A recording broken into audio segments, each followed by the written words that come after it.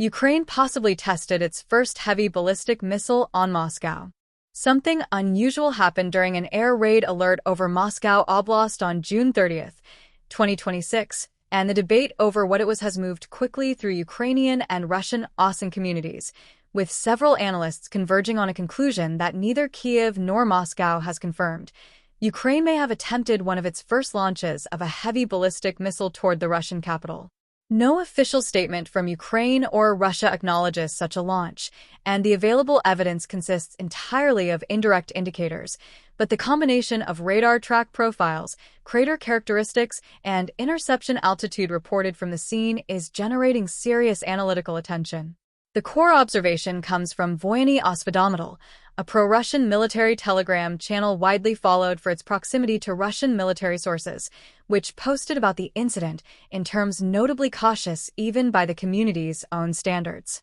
During the missile alert in the Moscow region, the operation of S-300400 air defense systems was recorded at a high altitude, uncharacteristic of the flight of a drone or a cruise missile, and a large crater on the ground from the intercepted object, the channel wrote. It is not excluded that this could be an intercept of a Ukrainian ballistic missile, but so far there is little information for unambiguous conclusions, only indirect signs. A Russian military channel using qualified language to raise the possibility of a Ukrainian ballistic missile over Moscow Oblast is itself unusual, given how sensitive Russian authorities are about acknowledging any Ukrainian strike capability reaching that region. The Ukrainian OSINT community Exilnova added a separate piece of ground-level observation, posting the landing site of one of the missiles in the Moscow Oblast. Downed or fell short, it is hard to say, but the warhead is powerful for such a distance. That phrase, for such a distance, is analytically significant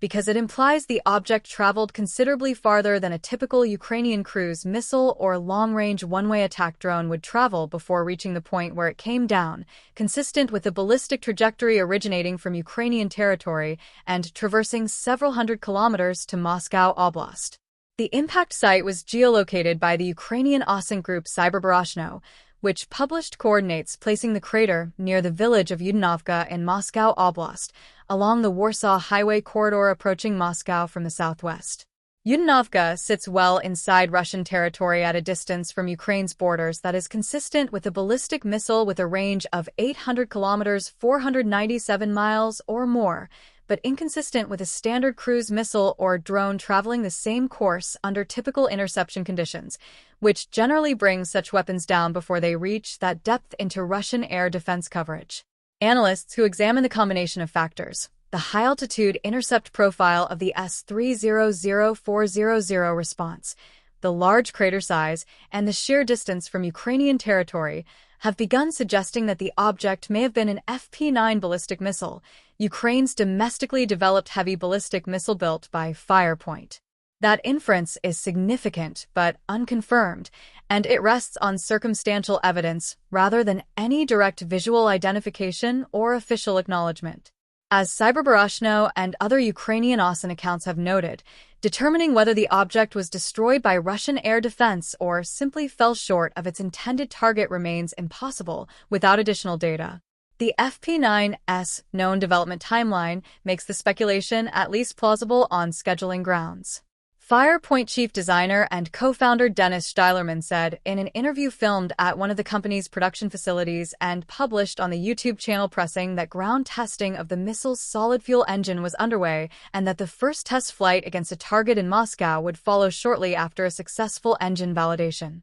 "We have everything for the FP9, which can reach Moscow, except the engine," Steilerman said. "We will test the engine this month and expect to begin test flights soon. As soon as a test flight shows that everything is working properly, the next flight should be launched toward Moscow." If that engine validation was completed in June 2026 and a test flight followed on the timeline Steilerman described, June 30th would sit within the window he indicated. The FP9's published specifications, where they exist, describe a weapon in a different category from anything Ukraine has previously fielded. The missile measures 9.5 m 31 feet in length and 1.1 m 3.6 feet in diameter, significantly larger than Russia's Iskander-M ballistic missile at 7.2 m, 23.6 feet long, and 0.95 m, 3.1 feet in diameter, which itself is considered a formidable short-range ballistic weapon.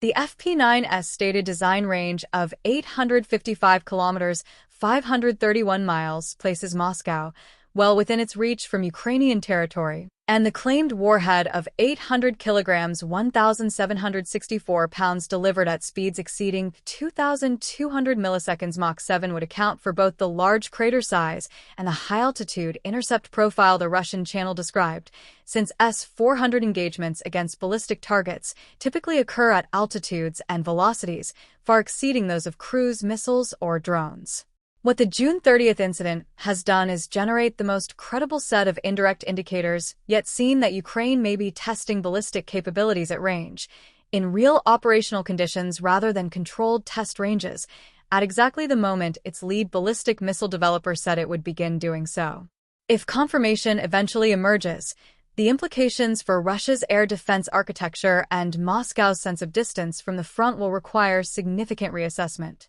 If it does not, the incident still reveals that even the possibility of Ukrainian ballistic missiles reaching Moscow Oblast is now being discussed publicly by Russian military channels rather than dismissed outright.